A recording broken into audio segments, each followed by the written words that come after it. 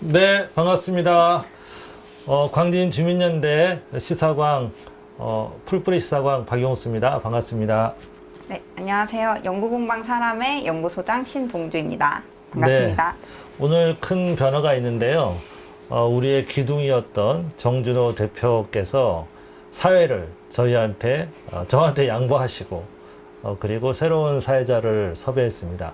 새로운 사회자는 우리 광진주민연대 회원이면서 광진 사회적경제 네트워크 부설연구소 연구공방 사람의 소장님이십니다. 잠깐 자기소개 해주실까요? 네.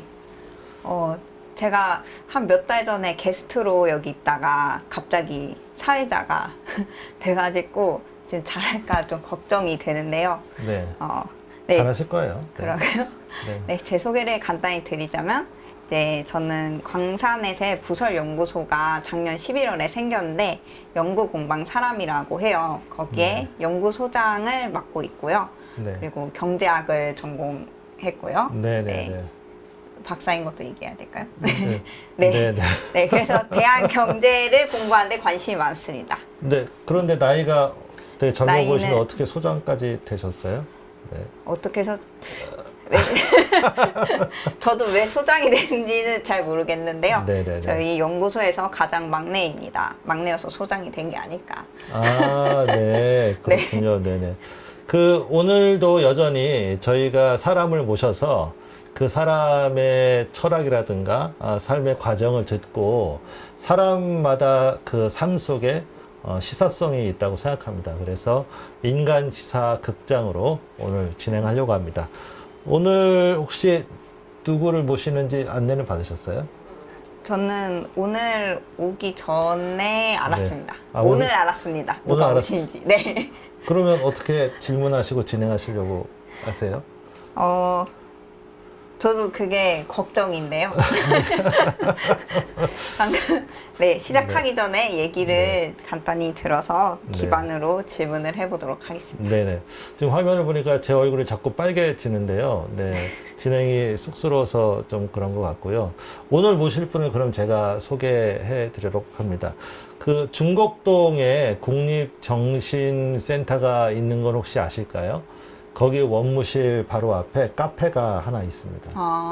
그런데 그 카페는 특이하게 정신장애인들, 정신질환자들이 운영하는 카페예요. 그래서 그 카페를 설립하는데 아주 중요한 역할을 하셨던 분을 오늘 모시고자 합니다. 사회복지사시고요. 이 모아 사회적 협동조합이라는 카페를 운영하는 협동조합의 이사이시기도 합니다. 조상우 이사님 박수로 청해 듣도록 하겠습니다.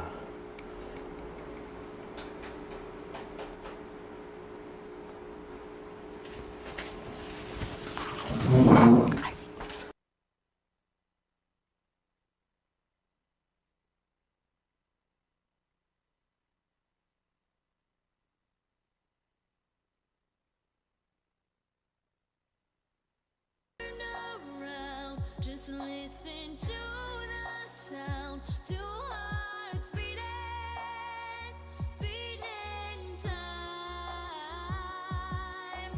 Hey yeah, hey yeah, hey yeah, hey yeah, hey yeah. It's all forgiven to my eyes. Hey yeah, hey yeah, hey yeah, hey yeah. It's all forgiven. You and your wicked ways.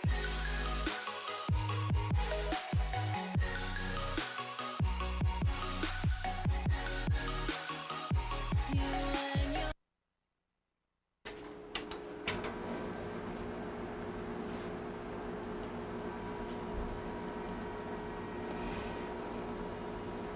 제가 누를까요?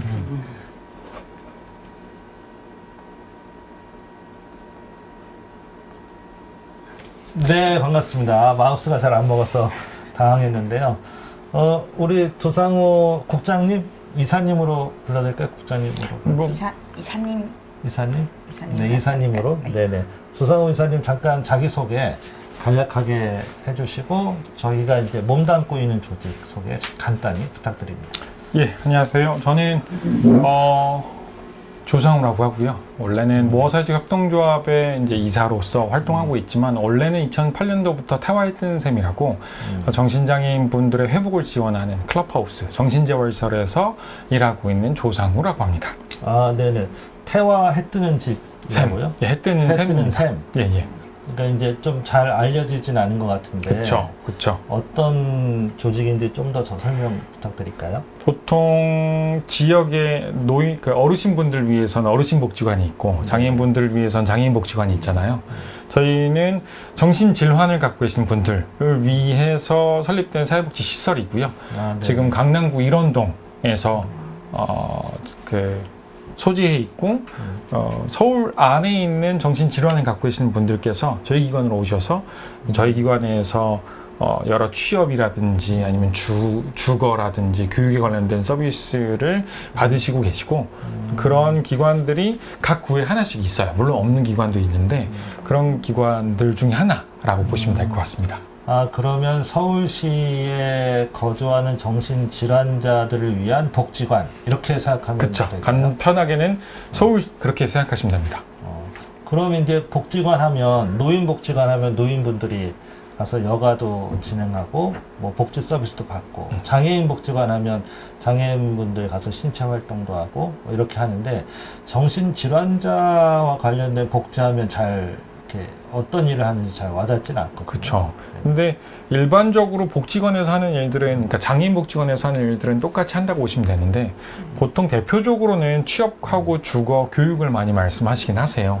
취업, 주거, 교육. 교육. 예, 예. 근데 그거를 많이 말씀하시긴 하시는데 비단 그것만 하는 건 아니고요. 네네. 왜냐하면 이미 주거지가 확보되어 있는 분들은 주거에 대한 서비스를 굳이 필요로 하지 않으시고 취업에 대해서 관심이 없으신 분들도 계시고 교육에 대해서도 관심이 없으신 분들도 계시잖아요. 근데 저희 같은 경우에는 개인이 갖고 있는 삶의 목표를 달성하고 그 안에서 자신의 정체감을 찾아가고 그걸 보통 정신건강 분야에서는 회복의 과정이라고 부르거든요. 그런 회복을 지원하는 일을 하고 있다. 오히려 더 모호하게 설명드릴 수 있을 것 같은데 단순히 취업과 주거, 교육에만 국한되지 않고 개인이 갖고 있는 삶의 목표들을 이 안에서 달성해 가는데 큰 도움을 드리고 있는 기관이다 라고 보시면 되고, 또 다른 의미로는 그건 개인적인 차원이고 네. 좀 더 넓은 차원에서는 지역사회에서 안정적으로 살아갈 수 있는 서비스를 제공하는 기관으로 보시면 될 것 같습니다. 보통 이제 언론 같은 데 보면 정신질환자 이렇게 하면 조현병 얘기 나오고 약간 살인 충동 이렇게까지도 표현되고 막 위험한 사람들이 사회로 막 쏟아진다 이런 언론 보도가 있는데 거기서 얘기하는 그 정신질환자를 얘기하시는 거죠? 맞습니다. 네. 네. 네. 그런데 그분들을 취업시키고 사회로 다시 나오게 하는 것이 위험한 일은 아닌가요? 그러니까 우리가 갖고 있는 어떤 사회적 편견 혹은 인식에 대해서 한번 좀 되돌아볼 필요가 있을 것 같은데 네네. 제 아내가 그 가끔 지하철을 타면 보통 이제 간호사여서 차로 출퇴근하거든요. 근데 가끔씩 저한테 그런 얘기를 해요. 이걸 보시는 분들은 약간 기분 나쁘실 수 있을 것 같은데 40대, 50대 남성에 대한 어떤 프레임이 있어요, 제 아내가. 그래서 제가 항상 항변하거든요. 아니다. 그런데 그 프레임이 어느 정도 있긴 하잖아요. 왜냐면 그러한 뉴스들이 있으니까. 근데 억울한데요? 그렇죠. 그렇잖아요. 마찬가지로 정신질환을 갖고 있는 분들이 어떠한 그러니까 언론에서 보여지는 모습들이 거짓이냐 아니에요. 있어요. 그런 사건들도 있죠. 근데 달리 정신질환을 갖고 있지 않은 분들에 의해서 일어난 사건들도 많잖아요. 그렇죠. 근데 정신질환을 갖고 있지 않은 분들에 의해서 만들어진 사건으로 우리가 정신질환이 없는 분들을 위험하다라고 단정 짓지 않잖아요.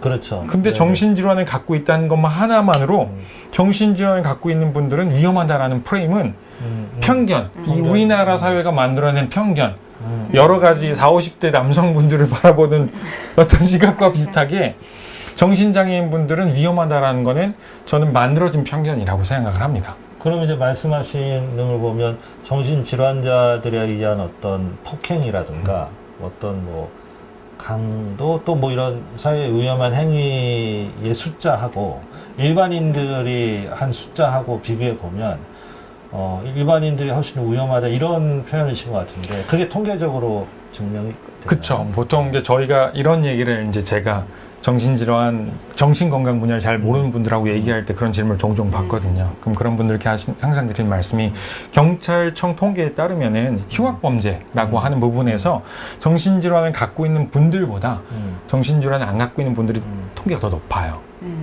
그러면은 오히려 정신질환을 안 갖고 있는 사람들의 범죄율이 더 높다라는 그쵸. 거죠. 그런 우리가 우려하는 그런 범죄 부분에서 더 높다는 거죠.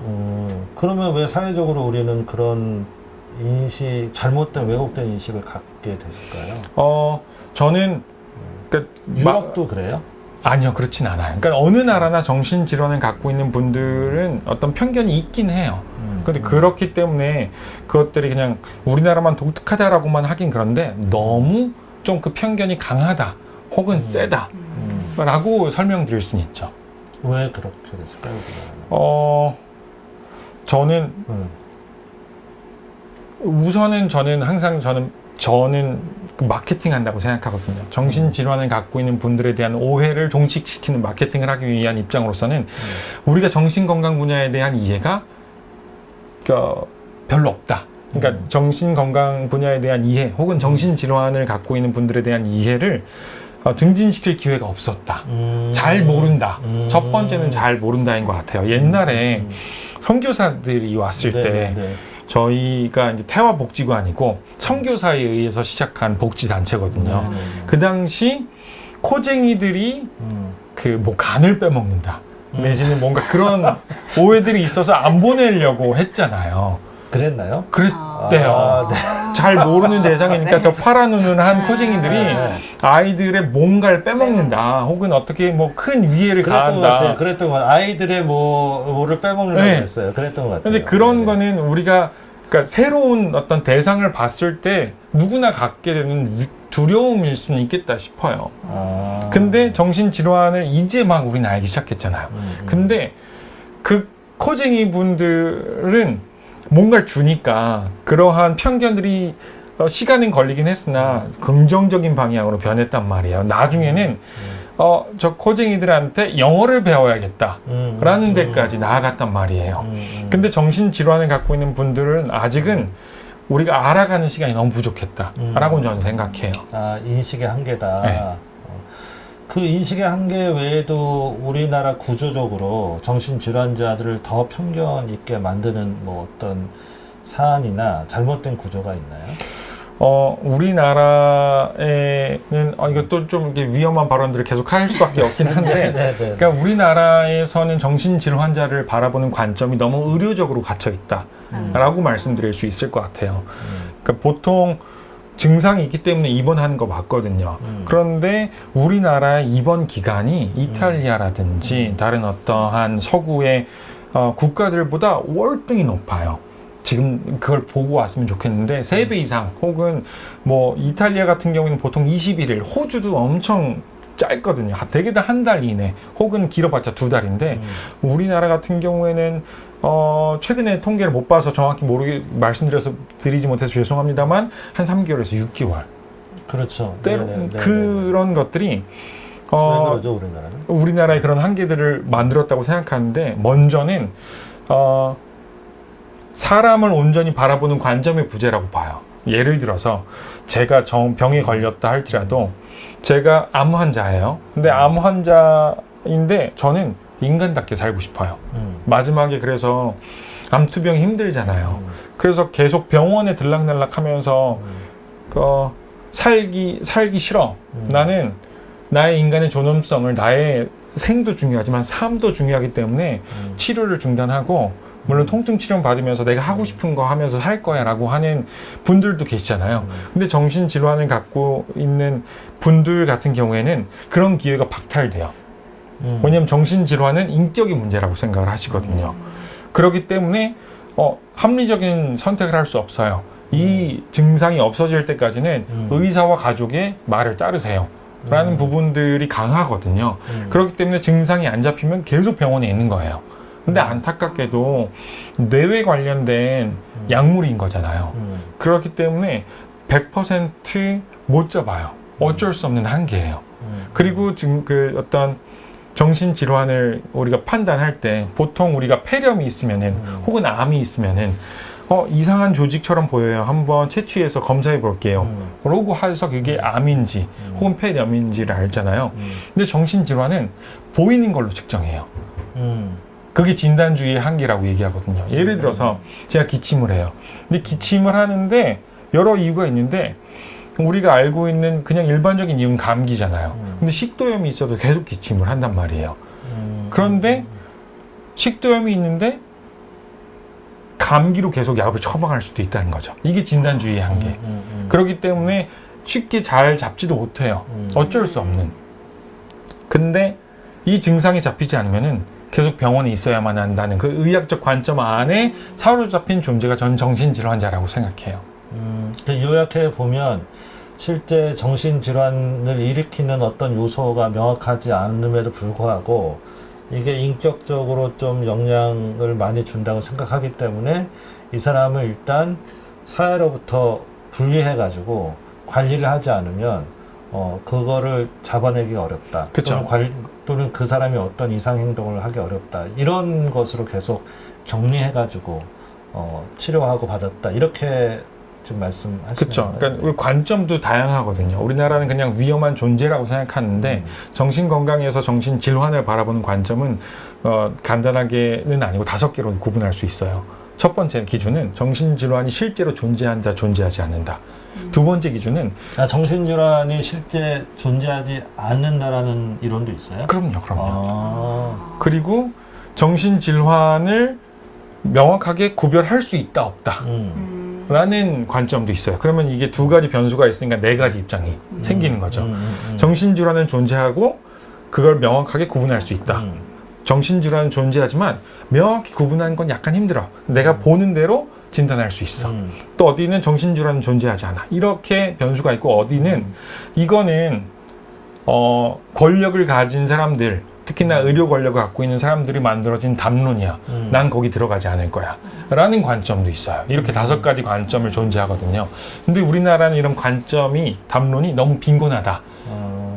라고 얘기할 수 너무 있죠. 의사 선생님 중심으로 얘기되고 있다. 그쵸. 그러니까 의사 선생님 싫어하실 텐데. 그렇죠. 그러니까 제가 위험하다고 계속 얘기하는 거죠. 근데 이게 약간 그래서 깊이 있게 얘기하지 않으면은 오해를 불러일으키는데 네네. 정신과 안에서 가장 중요하고 너무 중요한 건 의료적 처방이에요. 근데 의료적 처방만 중요하다라고 하는 관점이 위험하다는 거지 의료적 처방 그 관점이 위험하다는 건 절대 아니에요. 의료적 관점과 사회적 처방.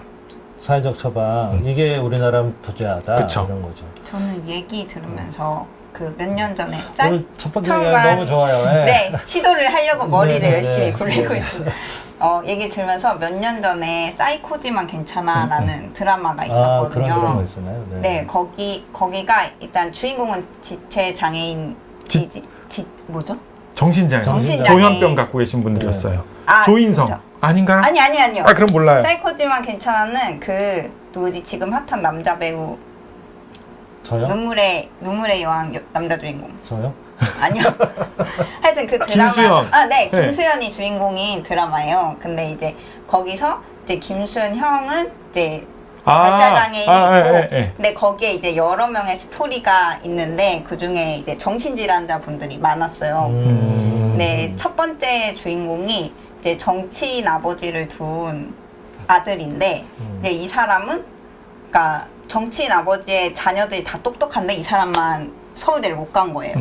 그랬더니 이제 계속 창피하고 이러니까 이 사람도 정신병을 갖게, 그러니까 정신질환을 갖게 돼서 약간 막 갑자기 뛰어다니면서 옷 벗고 막 이런 질환을 갖게 되는데 이제 그분을 맨날 정치인이니까 그 정신병원에 계속 넣는 거예요. 문제만 일으키면. 그래서 그 주인공은 사회복지사고 그 여자 주인공이 약간 작가인데 하여튼 자유로운 작가예요. 그래서 그 사람을 탈출시켜서 자유를 느끼게 막 옷 벗고 막 그래도 자유를 느끼게 냅두는데 그러면서 이 사람이 조금씩 극복한 내용이 잠깐 있거든요. 극복이라기보다는 그 억압의 상황에서 벗어나려고 하는 그런 중요한 스토리가 포인트예요. 있어요. 왜냐면 영국에서 로널드 랭이라는 정신과 의사가 있는데 그분이 얘기하신 거와 비슷해요. 거기 그분의 책이 이제 한국에서도 번역됐는데 분열된 자기인가 분열된 자예요. 정신질환에 대한 다른 관점이거든요. 그러니까 나라는 존재가 있어요. 근데 거기서는 가족들에 의해서 부족한 존재로 계속 얘기하잖아요. 맞아요. 그러니까 여기 안에서 나라는 존재를 받아들이지 못하는 또 다른 내가 만들어지는 거고 이 두 분열된 자기가 서로 충돌하는 것들로 정신질환 혹은 조현병을 갖고 있는 분들을 해석하기도 해요. 근데 이분이 외국에서는 되게 뭐라고 해야 될까요? 인지도 높은 분. 그냥 마이너한 의사가 아니에요. 근데 우리나라의 주류 담론에서는 그렇게 잘 다뤄지지 않는 거죠. 안타까워. 그러니까 이제 아까 사회적 처방이라고 얘기하셨듯이 받아들여지지 않는 나가 사회적으로 구성원들한테 융합 과정이라는 사회적 처방을 통해서 충분히 그런 질환들은 완화되거나 극복되거나 할 수 있다. 그런 뜻일까요? 그렇죠. 그러니까 질환 자체는 아까 말씀드렸다시피 오해를 불러일으킬 것 같아서 의학적 처방이 되게 중요하기도 해요. 근데 우리가 단순히 그 질환을 그러니까 증상을 없애는 것만 생각하면은 이제 문제가 생기는 게 증상을 없애면서 부작용도 따라와요. 그런데 약을 오래 복용하신 분들 같은 경우에는 약이 병이 되는 사회라는 책이 있고 비판 정신의학이라는 책이 있는데 거기서는 이런 종단 연구에서 약을 오래 복용하신 분들 이것도 되게 위험한 발언이긴 한데 오래 복용하신 분들의 대인관계, 취업 기능이라든지 그런 부분에서 떨어지죠, 많이. 예. 떨어지죠. 근데 약을 복용하시다가 중단한 분들이 더 높아요. 아, 이건 또 의외네요. 네. 네네. 그러니까 약의 복용이 전 불필요하다고 절대 얘기한 건 아닌데 과남용되면 이러한 문제도 발생되기도 하거든요. 그러니까 약만으로만 하면 안 된다. 증상도 관리되는 건 명확하고요. 근데 그것만이 아니라 사회적 관계를 유지하고 직업을 유지하고 또는 뭐 다양한 활동들이 있잖아요. 여가 활동이라든지 뭐 그런 것들이 같이 유지될 때 비로소 그런 어떤 관계에 대한 어떤 감각들, 기능들이 죽은 채로 있는 게 아니라 살아날 수 있고 그럼 그런 분들은 사회 안에서도 충분히 본인의 역할을 감당하실 수 있거든요. 근데 우리나라는 그러니까 우리 사회는 너무 그분들의 증상을 없애는 것만 초점을 갖고 있다 보니까 그런 분들은 사회 안에서 살 수 있는 거를 꿈꾸지 않는 거죠. 아니 꿈꾸지 않는 게 아니라 허용하지 않고 허락하지 않는다고 저는 생각해요. 그러면 아까 우리 이탈리아 잠깐 얘기했는데 이탈리아는 입원 기간이 3주 정도로 우리나라 6개월에 비하면 이제 아주 이제 기간이 작은데 그러면 이탈리아에서는 그만큼 정신질환자들이 사회 구성원으로 좀 이렇게 활동할 수 있는 여건이 됐거나 또는 그렇게 사회에서 오랫동안 체류하기 때문에 문제가 오히려 발생되거나 이런 게 있나요? 좀 거슬러 올라가야 되는데 2차 세계대전 이후로 정신질환자 수용소가 문제가 됐어요. 인권적으로. 왜냐하면 유럽은 홀로코스트의 역사가 있잖아요. 그걸 봤던 사람들이고. 그러니까 정신질환을 갖고 있고 병원에 오래 입원하신 분들이 강제 수용. 그러니까 그 당시에 홀로코스트의 모습을 연상시키는 거였어요. 근데 유럽 사람들한테 있어서 그거는 큰 문제였잖아요. 그래서 이 문제들을 해결해야겠다라고 생각해서 이게 어떤 정신과 의사가 되게 크게 헌신하긴 했어요. 그래서 정치 이슈화 만들고 정책화하고 해서 이분들이 퇴원하신 거죠. 그 전에는 당연히 거의 많은 의사들이 안 돼. 라고 한 분들에게 자유를 허용하기 시작했거든요. 근데 자유를 허용하다 보니까 안 돼라고 생각한 사람들이 되는 거예요. 오히려 그래서 어떤 사람들은 그렇게 얘기해요. 정신건강 분야의 전문가들, 정신과 의사나 저 같은 정신건강 사회복지사들이 오히려 정신질환자들은 편견이 더 강해. 안 될 거라고 속단하고. 근데 실제로 보고 드라마틱하게 변하는 분들도 꽤 있거든요. 그러니까 그러한 분들을 보면은 저는 우리가 갖고 있는 그런 인식이 충분히 깨질 수 있다. 그런 어떤 정보들이 있다면, 사례들이 있다면, 교육들이 있다면 이라고 저는 생각을 하죠. 근데 이게 되게 중요한 말씀인데 청년이시죠? 네, 저 청년입니다.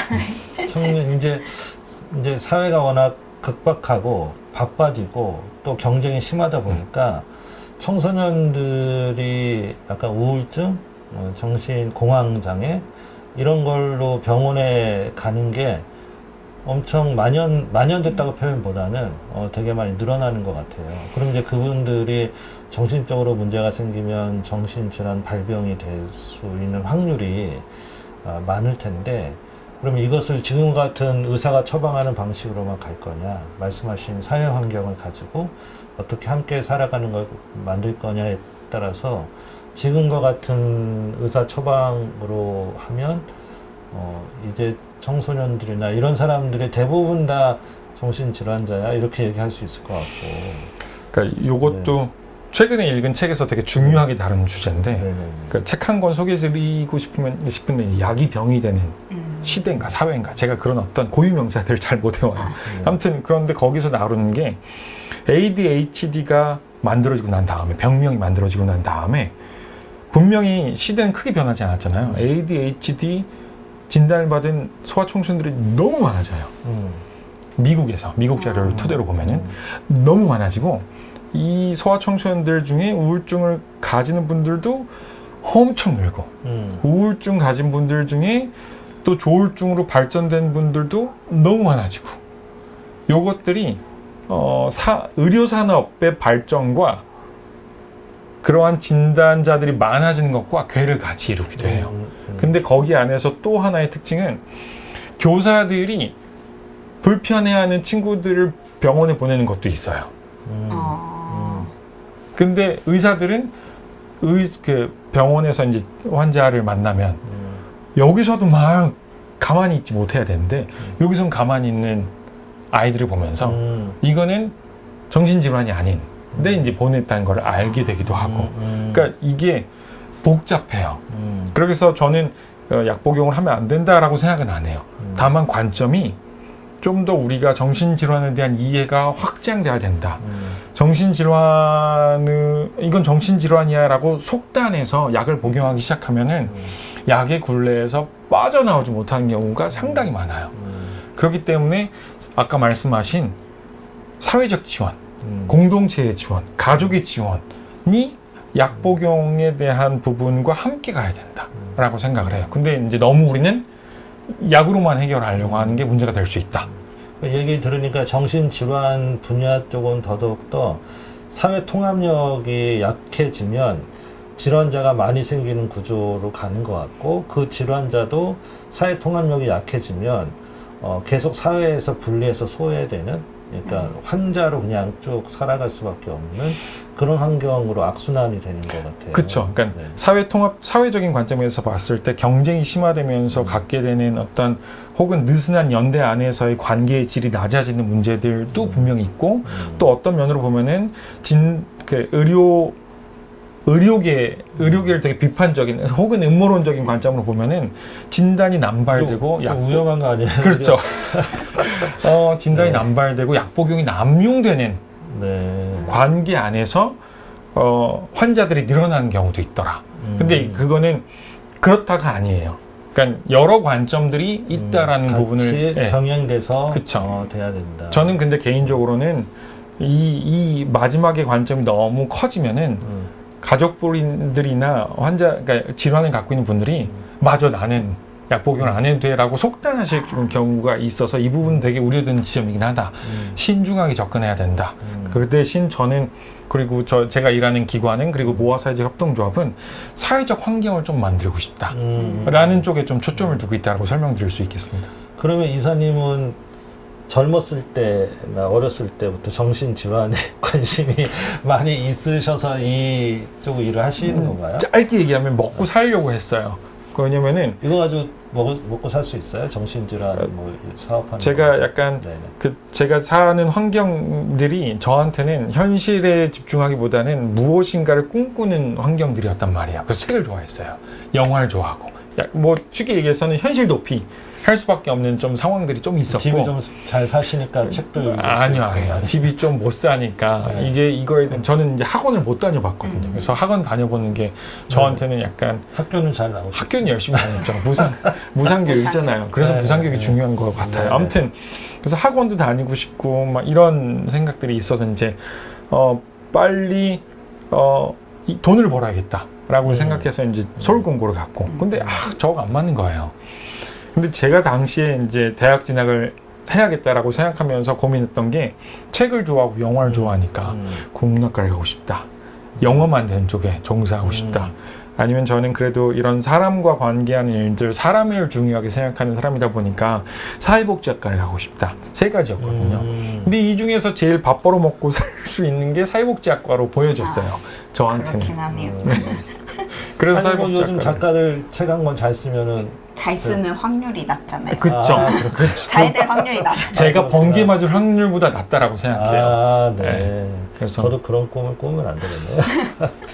그래서 사회복지학과에 진학하게 됐고요. 네. 정신건강을 하게 된 이유는 이것도 약간의 편견 혹은 오해를 불러일으킬 수 있는 발언이긴 하나, 학생으로서 저는 사회복지학과의 사회복지사들의 전문성에 대해서 많이 조금 고민하던 시기가 있었거든요. 전문성이 없어서 그런 거예요? 너무 많아서 그런 거예요? 없어 보인다라고 생각을 했죠. 사회복지사들의 전문성이 없어 보인다. 보인다. 그렇게 요약하면 이것도 보인다. 위험한 네, 당시에 네. 당시에 근데 당시에 지금은 그렇게. 아니에요. 네. 그러니까 전문성이라는 거는 무엇인가를 내가 알미라고 생각했어요. 네. 단순히 그 당시에 저의 얄팍한 지식으로는, 그러니까 전문성이라는 거는 그냥 내가 지식을 어떻게 갖고 있음 혹은 내가 옷을 어떻게 입고 입음이라고 생각을 했더랬죠. 근데 지금은 전혀 그렇게 생각하지 않고요. 그러다 보니까 좀 더 전문적이어 보이는 게 가운을 입고 그 뭐죠?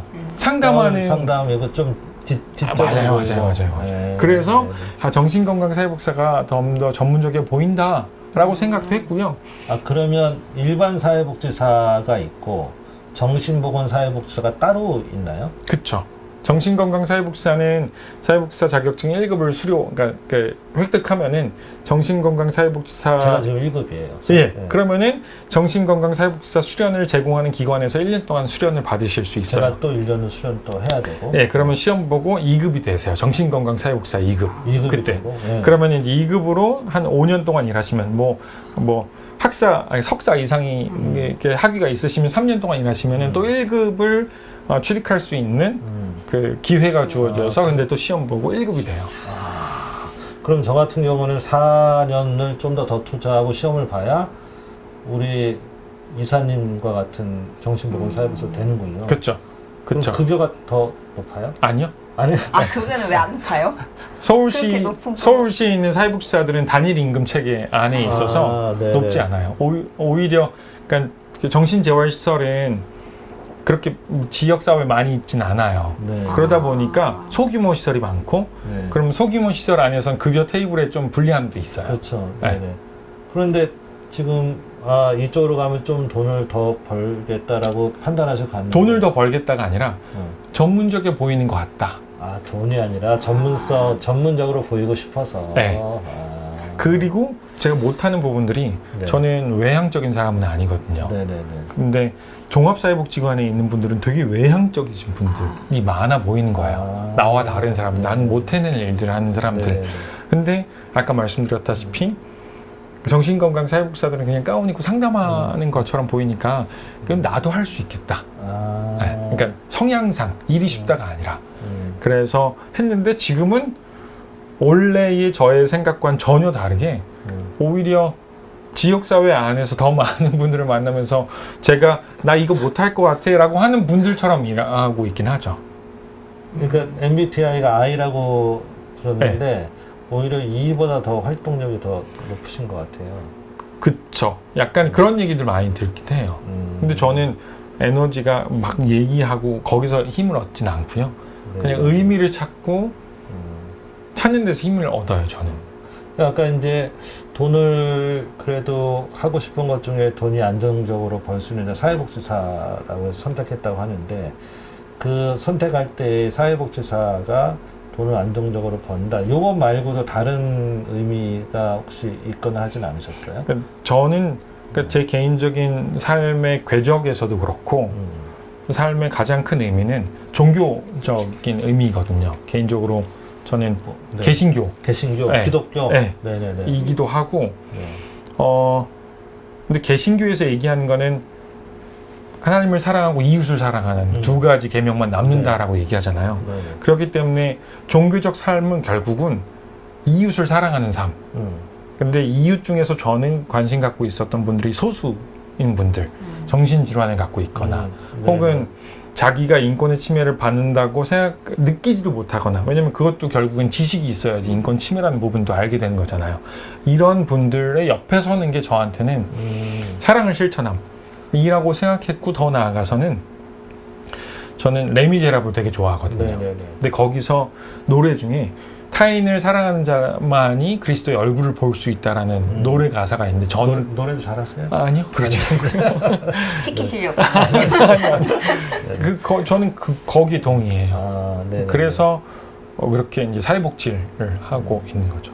종교 서적 중에 누가 내 이웃이냐 이런 책이 있더라고요. 네, 그래서 하나님을 사랑하고 이웃을 사랑하는데 그러면 어떤 이웃을 사랑하느냐 이걸 물어보는 책이에요. 그런데 대부분 성경에 나오는 거는 나보다 나은거나 힘이 센 사람을 사랑하는 것이 아니라 약자를 약자가 내 이웃이다 이렇게 표현하더라고요. 그런 같은 맥락. 그쵸? 네.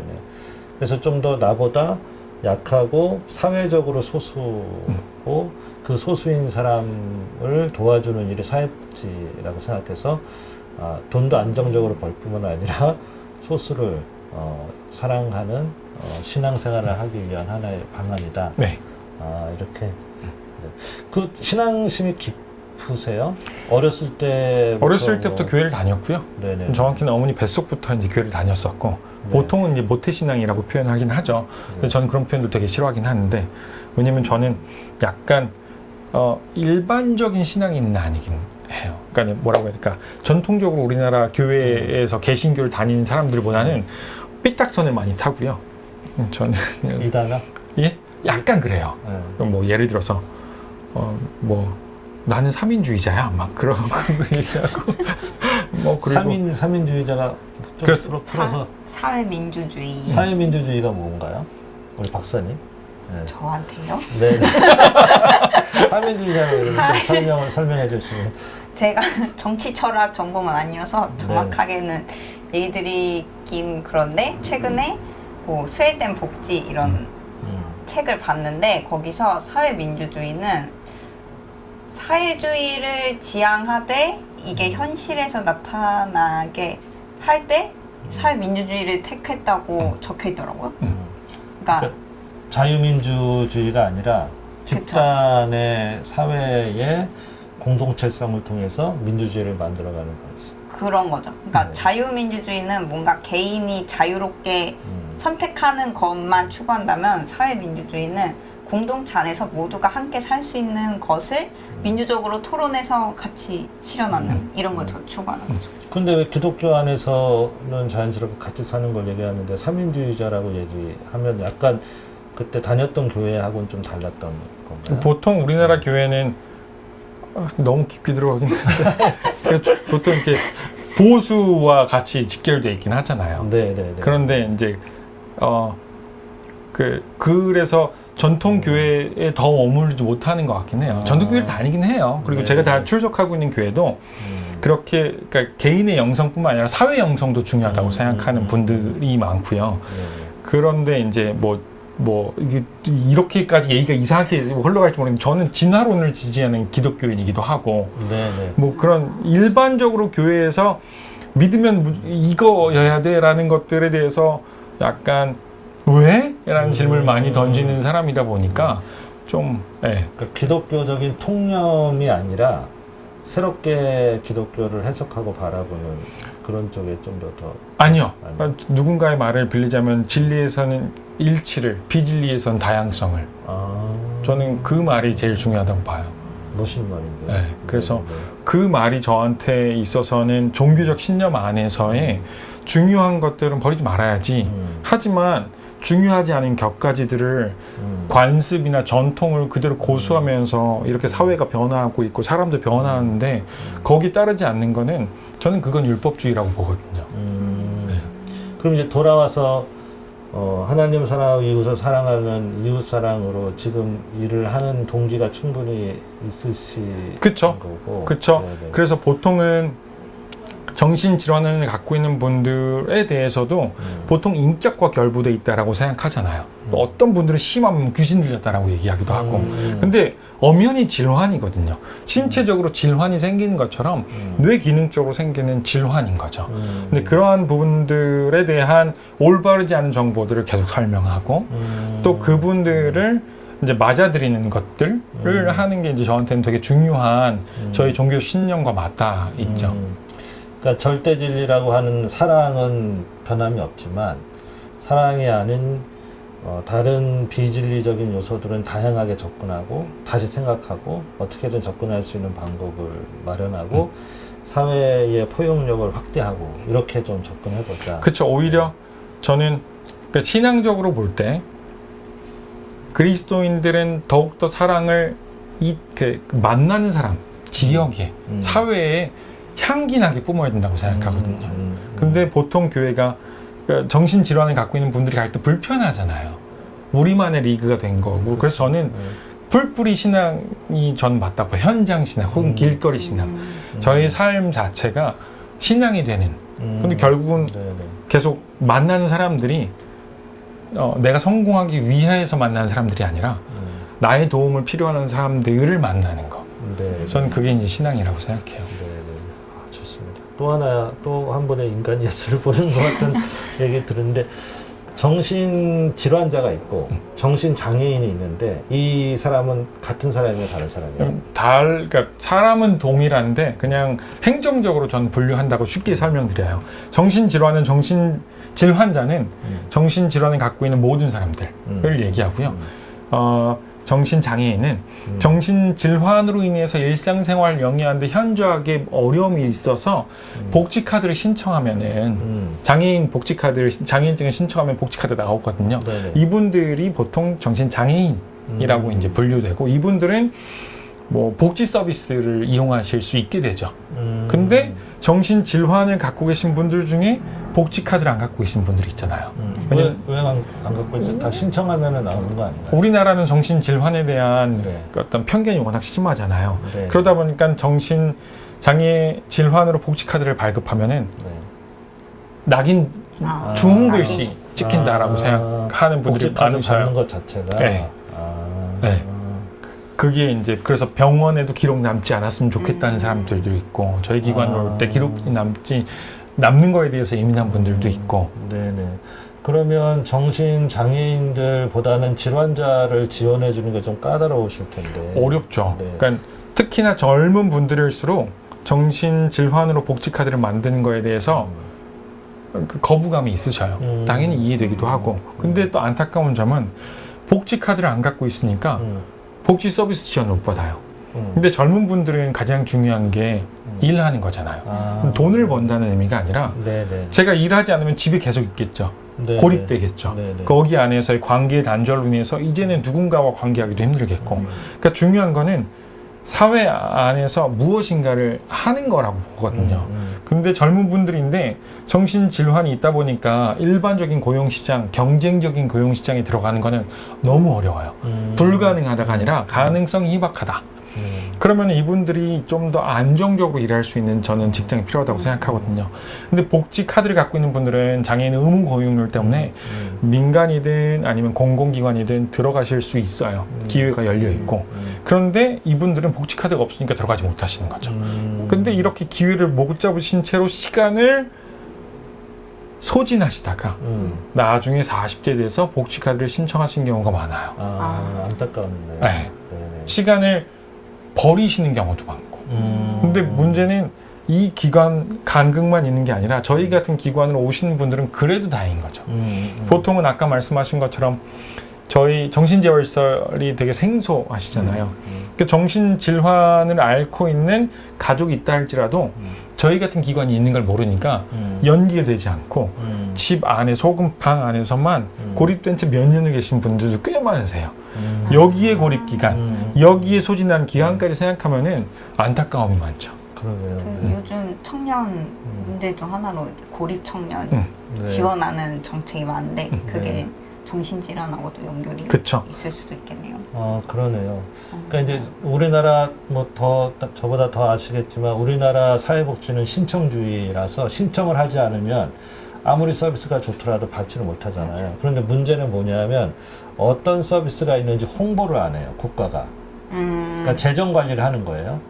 그렇기 때문에 송파 세모녀 사건도 그렇고 동사무소나 이런 데서 철저히 홍보했으면 내가 당장 쌀이 없으면 이 쌀을 받을 수 있는 방법이 있구나라는 걸 알기만 해도 그런 사태는 일어나지 않는데 이렇게 마케팅이라는 표현보다 홍보를 하지 않거든요. 그러니까 정신질환은 훨씬 더 그런 거. 홈페이지 올리고 끝내는 것 같더라고요. 그렇죠. 홈페이지.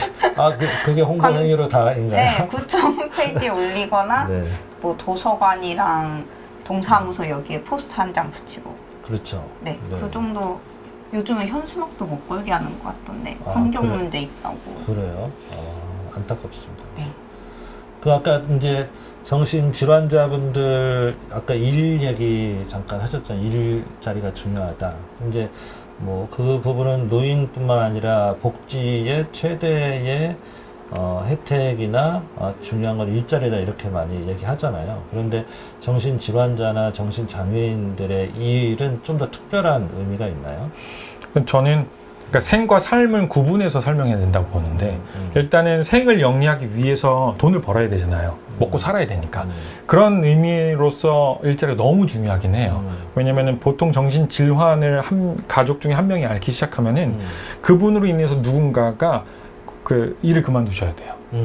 그러고 그분으로 인해서 그러니까 그걸로 인해서 가게 수입이 줄어들잖아요. 그럼 가세가 기울기 시작하죠. 그래서 정신질환을 갖고 있는 분들 중에 수급권자들 되게 많으시기도 하고 그런데 부담을 호소하기도 하고 왜 장애인 갑자기 또 제가 어떤 고위공사들 장애인 통계를 네네. 국가가 계속 내잖아요. 3년마다 네네. 하나씩 낼 네. 거예요. 그 부분에서 정신장애인 분들이 수급권 비율이 되게 높고 그런 문제 때문에라도 일을 해야 되긴 해요. 근데 젊은 분들은 또 얘기는 달라요. 왜냐면은 그런 분들 중에 뭐 국민기초 생활 수급권을 갖고 있는 분들 중에 젊은 분들 당연히 있긴 하죠. 근데 젊은 분들은 생으로서의 문제도 있긴 하나 삶으로서의 문제도 있는데 삶을 산다는 거는 그냥 단순히 그 생을 영위하는 거 아니잖아요. 내가 좋아하는 것들을 하고 내가 좋아하는 사람들을 만나는 거잖아요. 근데 정신질환을 갖고 있는 분들이 10대 후반에서 20대 초반에 발병하신 분들이 우리 기관에 꽤 오신단 말이에요. 근데 그분들이 친구들하고의 관계가 단절돼요.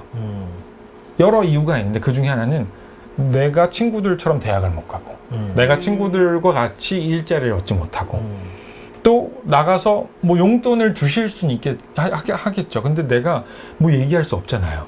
예를 들어서 뭐 제 친구들을 만나는데 제가 집에서 아무것도 안 하고 있어요. 그럼 못 나가죠. 안 나가죠. 못 나갔죠. 네. 교통비도 있어야 네. 나가는데. 네. 근데 면이 안 서는 거죠. 쉽게 얘기해서. 그러면 삶으로서의 한 개인의 삶이 무너지는 거죠. 그런데 일자리를 갖게 되면 뭐라도 되잖아요. 요즘은 그래도 내가 좋아하는 일을 하면서 소득은 적어도 뭐 왜 어떤 연예인 쿠팡맨 하시면서 뭐 레알 마드리드 경기 보러 갔다 오시고 그러니까 그게 이제는 그 시각이 달라졌잖아요. 그래서 이 일은 어떤 일을 하냐보다 어떻게 사냐가 더 중요한 것 같은데 정신질환을 갖고 있는 분들 특히나 젊은 분들한테는 그게 없어지다 보니까 한 인간의 삶이 무너지기도 하다 보니 일은 너무 중요한 거죠. 그러니까 일이 단순히 소득을 통한 생계 영위가 아니라 사회에 당당하게 친구를 만날 수 있는 하나의 계기, 사회 통합을 이뤄갈 수 있는 하나의 중요한 자리다, 일자리다 이렇게 보시는 거네요. 그렇죠. 네. 결국 그렇죠. 인간이라는 존재는 단순히 살아가기 위한 존재가 아닌 거니까. 그럼 그거 때문에 아까 이제 모아 사회적 협동조합을 만드셨나요? 그럼 모아 사회적 협동조합 잠깐 설명을 만들어지게 된 계기가 되게 네네. 뭐 여러 가지가 있는데 그 당시 발달장애 분야도 그렇고 저희 정신건강 분야도 그렇고 카페에서 정신장애인 분들께서 뭐 바리스타 훈련 받고 네. 양성되는 게 막 이슈였단 말이에요. 붐이었고. 근데 그렇게 양성된 분들이 그 당시 또 뭐 지역에 있는 프랜차이즈 카페에서 장애인 고용을 하셨단 말이에요. 그래서 저희가 연계했어요. 그런데 그 중에서 어느 분은 일을 되게 잘하시고 또 어떤 분은 근로능력이 좀 낮을 수도 있어요. 장애로 인해서. 그럼 어떤 분은 손님 응대도 가능하시단 말이에요. 잘하시고 또 음료제도 잘하시고. 근데 그분들이 다 청소만 해요. 설거지만 하고. 아, 충분히 다른 할 일을 할 수 수 있음에도 불구하고 그냥 어떤 카페에 사람을 파견 보내면 청소 외에는 다른 일 안 하더라. 그죠. 그분들이 할 수 있는 일은 딱 정해져 있다. 근로 능력과 상관없이. 상관없이. 네. 그런 부분에 대해서 안타까움을 느꼈죠. 근데 물론 그 정도의 차별과 낙인이네요. 그러니까 카페에서의 입장도 아예 이해가 안 가는 건 아니에요. 왜냐면은 어떤 두려움을 넘어서고 고용을 하신 거잖아요. 저는 거기에 박수 쳐드리고 싶긴 해요. 근데 이제 시간이 필요했을 수도 있고요. 근데 카페는 돈을 벌어야 되는데, 그러니까 왜 아까 서두 얘기했던 것처럼 정신 질환을 갖고 있는 분들에 대한 사회적 편견 있잖아요. 근데 한 번 이슈 혹은 문제가 생기면 그 카페 문 닫아 네. 있죠. 그러니까 그런 위험성 때문에 그렇게 안 했을 수도 있겠다는 생각. 그러니까 이거는 제가 어떻게든 정신질환을 갖고 있는 분들에 대해서 이해하고 서로 얘기하면서 좀 이렇게 풀어나가려고 하다 보니까 좀 사업자 측면에서의 말을 많이 해서 오히려 저는 이쪽 정신건강 분야에서는 너무 이쪽 편드는 거 아니야라는 얘기도 하기도 하는데 그 이해는 되긴 해요. 근데 그게 답답했던 거죠. 근데 우리가 만들면 직접 우리가 네. 카페를 만들면 충분히 이런 분들도 일해볼 수 있겠다라는 네. 생각이 들었고 네. 또 하나는 2013년도에 그런 생각을 하게 됐는데 또 하나는 발달장애인 부모님들께서 발달장애인 분들께서 지원받을 수 있는 특별법을 만드신 거예요. 그걸 보면서 그 역사적인 혁명이었죠. 네, 너무 그 전철을 우리 분야도 밟고 싶으신 거죠. 밟고 싶었던 거죠. 그래서 마음이 맞는 저희가 이제 옆에 있는 인근 지역에 있는 정신재활 시설들이 서로 교류가 잦거든요. 거기 실무자들, 당사자분들, 가족분들이 연대해서 사회적 협동조합을 만들었어요.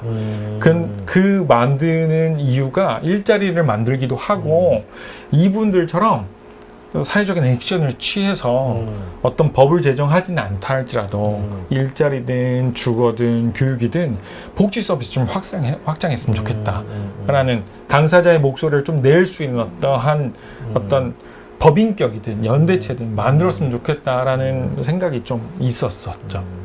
이제 사회적 협동조합이 아시겠지만 이탈리아에서부터 만들어졌는데 이탈리아도 정신질환자들하고 같이 일하는 사업자들이 사회적 협동조합을 많이 만들어요. 그게 이제 당사자의 운동이기도 하고 정신질환자들의 사회통합 프로그램이기도 한데 이 사회적 협동조합이 처음에는 법적으로 승인을 못 받다가 계속 사회운동을 통해서 사회적 협동조합 제도 승인을 받고 또 그걸 통해서 서비스도 계속 혁신하거든요. 이제 비슷한 생각을 하신 것 같아요. 사회적 협동조합을 통해서 발달 장애인들과 같이 정신질환자들도 서비스에 대한 혁신, 스스로 일자리를 만들어서 사회통합하고 제도까지 만들자 이렇게 생각하셨던 것 같아요. 그렇죠. 그 영화 봤는데 또 제목은 기억나지 않고요. 그러니까 네네. 그런 일하는 모습을 보면 또한 네네. 편견 또한 개선될 수 있을 네네. 거다라는 기대도 있었었고요. 네. 근데 실제 만드셨잖아요. 몇 년도에 만들었죠? 2015년 8월 21일 날 8월 설립 인가받았습니다. 그리고 카페가 지금 2016년 10월 달에 운영하기 8월 달에 운영하기 시작했죠. 두 개 운영. 지금 현재는 중곡역에서 네네. 바로 옆에 붙어 있는 국립정신건강센터라고 있어요. 네. M센터라고 불리기도 하는데 네네. 거기 1층 원무과 앞에 한 개가 있고요. 지하 1층이 아니라 그냥 원무과 1층입니다. 1층. 예. 네네. 그리고 또 하나는 서울 신용보증재단에 네네. 이제 공덕동에 있거든요. 네네. 거기 지하 1층에 있습니다. 어떻게 두 개의 카페를 운영하시다 보니까 원래 만들었던 취지하고 좀 잘 부합돼서 하고 계세요? 아니면 어떠세요? 항상 그 이상과 현실의 차이는 존재하고, 그러니까 중요한 건 이상을 놓지 않으면서 어떻게 현실 가운데 발을 딛고 서느냐가 제일 중요한 것 같긴 하거든요. 근데 운영하다 보니 저희 가족 이사님들께서, 가족 조합원 분들께서 계속 그래서 말씀하신 게, 가족이라고 하면 정신 질환을 갖고 있는 당사자와 그분의 가족. 네. 께서 말씀하신 게, 그러니까 근로 능력의 저하는 분명히 사실인 거니까 비정신 질환자가 한 명 있고 그 다음에 정신 질환을 갖고 있는 근로자들이 같이 한 카페에 매칭이 있었으면 좋겠다라고 했는데, 저희가 만들고 운영하다가 코로나가 왔잖아요. 엄청 힘들었죠. 안타깝게. 네. 그러다 보니 우리가 원래 꿈꾸던 것들을 잘 구현하지 못했는데, 다행히 지금은 경영의 전문가들이 오셔서 그러한 구조를 만들었어요. 근데 그 전에는 좀 힘들었죠. 이유는 그러니까 보통 가족분들은 특히나 그러니까 정신질환을 갖고 있는 저희 회원분들, 정신질환을 갖고 있는 분들을 돌보시던 분들이에요. 대부분 어머님들이시고. 근데 어머님들께서 직장을 그만둔 지도 오래되셨고, 그렇다고 사업을 해본 적도 없으시다 보니까 이게 경영이 쉽지 않은 거죠. 특히나 카페라는 직종에서의 경험은 더욱 쉽지 않잖아요. 그러니까 경영이 잘 안 되는 부분들이 있었었고, 그게 좀 어려웠던 것 같아요. 보통은 협동조합이 연대체하고 사업체를 잘 구분해서 운영해라라고 얘기했잖아요. 들어서 알았거든요. 너무 어려운 것 같아요. 그럼 이제 사업적으로는 계속 적자가 누적되어 있는 상황인데 외부 전문가가 와가지고 좀 개선이 됐나요? 아니면? 그렇죠. 그러니까 일단은 저희 전에 외부 전문가 오시기 전에는 사업하시던 조합원도 계셨거든요. 근데 그분께서는 일단은 사업이 커지기 위해서는 어느 정도 대출도 해야 된다라는 견해를 갖고 있는 반면에 다른 분들은 대출은 가게에서 보통 대출은 소득이 중단됐을 때는 하는 행동인 거지. 큰일 나죠. 가게도 지금 부동산 외에는. 맞아요. 그러니까는 집을 사거나 소득이 중단됐을 때는 하는 행동이지. 소비를 증진시키기 위해서 대출하는 걸로 이해하시잖아요. 그렇지. 그러다 보니까 다 반대하시다 보니까 본인이 주장을 계속 크게 못 하시죠. 근데 경영 전문가들이 오시다 보니까 그러니까 경영이 진단되고 어떻게 해야 되는 부분에서 특히나 크게 변화된 것들은 비정신장애인들이 상주에서 일하되 라는 부분들을 경영 진단을 해주셨고, 근데 그게 지금 실제로 경영을 활성화되기 위한 재정이 없으니까 저희가 신난조합에서 대출 신청을 했고, 그걸 통해서 각각의 매장에 그 비정신장애인 분들, 근로능력이 뛰어난 분들이 이제 배치돼서 운영되고 있어서 이게 회복되고 있다라고 말씀드릴 수 있죠. 네네네. 정재학 박사께서는 어떻게 보세요? 어떤 부분이요? 이 운영 회복에 대해서. 그러니까 그 대출, 그러니까 원래 사업체는 대출이 기본 있어야 되거든요. 대출 없이 사업을 한다는 게 말이 안 돼서 좋은 방향이라고 생각합니다. 보통 이제 뭐 대기업도 다 초기에 그렇죠. 아니 지금도 대출이 계속 있어요. 해외 차관 받아서 했던 거고, 순수히 우리 돈으로 하려면은 사업을 카페를 2개씩이나 할 이유는 없겠죠. 그렇죠? 내가 할 수 있는 만큼 요만하게 해가지고 하겠죠. 그러니까 대출은 필요하다. 경제학적 입장에서 반드시 필요하죠. 그러면 사업은 그렇게 되는데 결사는 어떠세요? 결사 체제를 판단은? 어려워요. 어려운 것 아직도 같아요. 어려우세요? 그러니까 각자의 다양한 의견을 하나로 모으는 건 너무 어려운 것 같아요. 결국은 누군가 총대를 매야 되는 부분이 있잖아요. 근데 그 총대를 메고 어디를 가자라고 얘기할 때 맞을 수도 있고 아닐 수도 있잖아요. 근데 그러한 부분이 상당히 조심스러우신 거죠. 잘못 갈 수 있으니까. 그리고 잘못 갈 수도 있잖아요. 그렇죠. 근데 무엇인가를 확 가는 힘은 보통은 나이가 좀 젊으신 분들이 갖고 있는 힘이잖아요. 저희 조합원 중에 한 분도 그 발달장애인 부모회 활동도 하셨던 분인 거죠. 근데 젊었을 땐 본인도 그렇게 하셨대요. 그런데 나이가 들고 나니까 그런 힘이 사라진다 하시더라고요. 벅차죠. 네. 그래서 발달장애인 부모님들이 같이 모인 부모회에선 젊으셔요. 그만큼 힘도 있고. 맞아요. 근데 정신질환을 갖고 있는 부모님들은 상대적으로 연로하셔요. 그러다 보니까 그런 힘도 부족하고 그러한 차이들도 확실히 인정하지 않을 수 없다라고 생각합니다. 그러니까 결사의 역동력이 좀 떨어진다. 그들 안에 연대감은 어때요? 그들이란 표현은 좀 그렇지만 저는 그러니까 무엇인가의 컨텐츠만 있으면은 그 안에서 분명히 연대하실 수 있다라고 생각해요. 근데 또 한편으로는 저희가 요 모아사회적 협동조합 하면서 가족분들의 연대를 되게 중요하게 생각해서 또 공모 사업으로 그분들의 연대 강화 사업도 했거든요. 그러면서 거기 안에서 질적 연구도 했어요. 근데 거기서 제가 질적 연구의 결과로서 봤는지 아니면 누군가의 인터뷰에서 들었는지 기억이 나진 않는데 우리도 상처가 있다. 우리도 일어설 시간과 지원이 필요하다라는 말씀을 해주셨어요. 근데 저한테는 기존에는 가족분들은 이 정신질환을 갖고 있는 분들을 지원하기 위한 조력자였던 분들이지 내가 어떤 서비스를 제공해야 되는 분이라고 생각은 안 했거든요. 아니, 그러니까 머릿속은 알고 있었는데 그게 깨닫는 거와 알고 있는 건 다르잖아요. 그 영역이 거기에서 처음 느껴졌던 것 같고 그러한 지점들이 있다 보니 어떠한 컨텐츠는 그러니까 연대하기 위해서는 먼저 회복 혹은 치유가 가족분들한테 있고 난 다음에 그게 될 수 있지 않을까?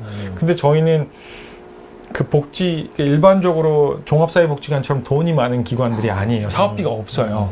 근데 회원분들이라고 저희는 표현하는데 이분들한테 쓸 돈도 없는데 가족분들한테 뭔가를 하는 게 쉽진 않긴 해서 섣불리 뭔가를 못하긴 하겠어요. 아무래도 이제 마음의 상처가 있게 되면 외부적으로 표출해야 될 에너지가 많이 제약되기도 하고 안 나오기도 하고 그래서 그런 상처를 조금씩 회복하면서 역동과 역량이 늘어나고 그 역량의 힘으로 외연화해서 사회를 변화시키고 이렇게 해야 되는데 아니 이제 본인들의 상처가 좀 있다 보니까 그런 걸 좀 치유받고 싶다 이런 게 욕구이시네요. 그렇습니다. 네. 혹시 얘기를 좀 얘기를 네네. 듣다 보니까 네. 이러한 내용은 서울시 전체에서 할 수 있는 것 같은데 왜 하필 광산에서 들어오셨는지 광진구와의 연이 어떻게 시작됐는지 궁금해졌습니다. 좋은 질문인데요. 그러니까 주민연대 회원이시죠? 맞습니다. 예. 네네네. 예. 오늘 회의는 한 번도 가지 못했습니다. 그 긴 설명을 빼고, 그러니까 저희는 복지 서비스도 그러니까 복지 서비스도 분명히 있는데, 복지 서비스는 결국에는 어떠한 정책과 제도가 만들어질 때 확장되잖아요. 근데 그게 사회의 변화, 회원분들이 경험하고 있는 문제들이 사회 변화만큼 빨라지잖아요. 거기만큼 빠르게 대응되지 못한다고 생각하거든요. 그러면 그만큼 빠르게 대응할 수 있기 위해서는 사회적 경제 모델, 사회적 경제 안에서 그런 사업들을 하는 거라고 생각을 했어요. 근데 그런 사업을 하다가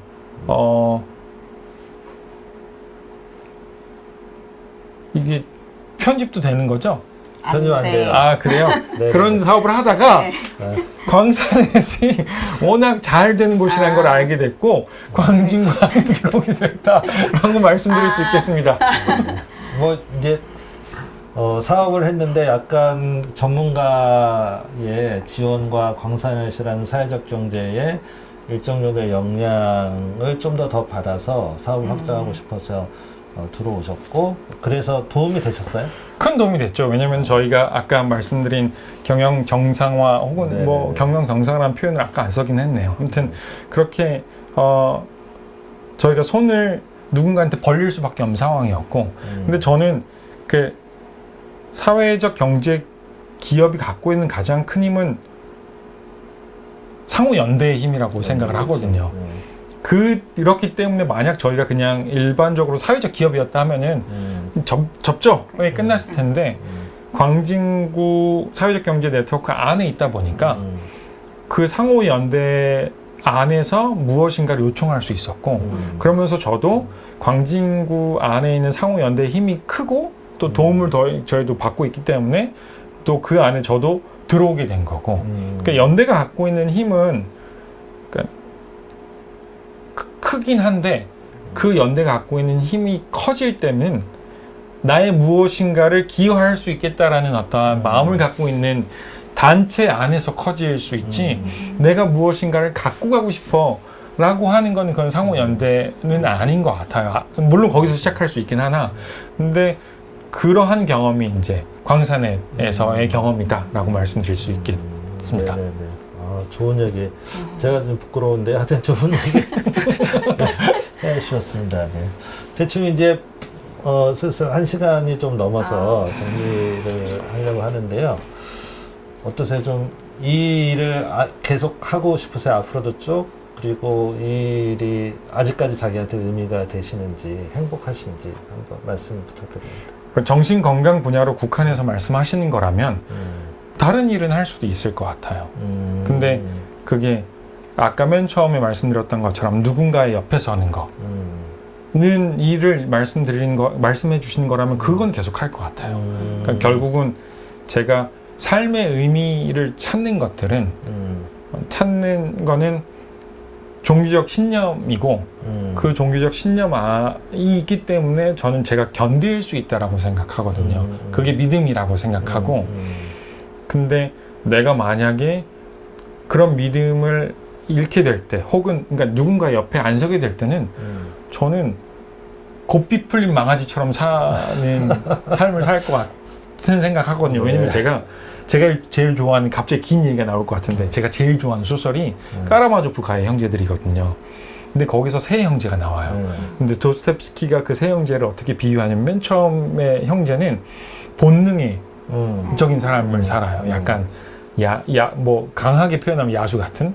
두 번째는 되게 이성적인 삶을 살아요. 그 사람이 그 당시 러시아를 주름잡았던 공산주의 혹은 이성주의를 대표하는 사람이고 맨 마지막에 알로샤라는 사람인데 이 사람은 견습 수도생인가 그래요. 근데 요 사람 중에 두 번째의 사람의 얘기를 해요. 그러니까 이 두 번째의 사람이 저한테 되게 인상적이었는데 그러니까 신이 없다면 모든 것은 가하다 라는 얘기를 해요. 모든 것이 가하다, 네. 가능하다, 할 수 가능하다. 있다. 그러면서 까라마조프라는 이 아빠가 진짜 별로예요. 근데 이 사람이 결국 누군가에 의해서 죽는데 이 집에 있는 뭐 하인 같은 사람이 죽이는데 그 하인 같은 사람이 그런 행동을 하도록 둘째가 부추겨요. 왜요? 악이니까. 이성적이니까. 네. 그게 악이니까. 합리적이니까. 그런데 아빠가 죽었는데 이 둘째가 흔들리기 시작하는 거예요. 죄책감이 있고. 절대 이성이 아니었나 보죠. 네. 근데 이게 절대 이성이란 저는 뭐 여기서 얘기하는 도스토옙스키 얘기는 절대 이성이란 존재하지 않는다가 아니에요. 이러한 합리적 이성 안에서 과연 우린 합리적인 선택을 하는지에 대한 저는 문제 제기도 있다고 생각하고 그리고 마지막으로 알료샤가 희망이라고 얘기해요. 그런 형조차 사랑하는. 그러니까 누군가 옆에 선다는 거는 저는 이 둘째와 셋째거든요. 그러니까 저는 신이 존재하지 않으면 모든 건 가하다라고 생각해요. 근데 모든 건 가하다고 생각하면서 한 행동이 과연 내가 견딜 수 있을까? 저는 견디지 못한다고 생각하거든요. 결국 그래서 저는 셋째의 삶을 사는 게 저의 삶의 궤적이어서 네, 그런 삶을 살 것 같아요. 그러니까 이성적으로 아무리 판단하려고 하지만 사람은 사랑으로 움직이는 사랑을 배제해서는 절대 이성을 가지고는 죄책감을 느끼거나 그게 오히려 폭력이 될 수 있죠. 만족감이 없을 수 있다. 내가 옳다는 과도한 자기 확신만큼 무서운 건 없으니까. 그러네요. 네, 더 얘기하고 싶지만 시간이 이렇게 돼서 오늘 처음 출연하셨는데 네. 어떠셨어요? 처음 출연하다 보니까 네. 무슨 말을 해야 될지 모르겠고.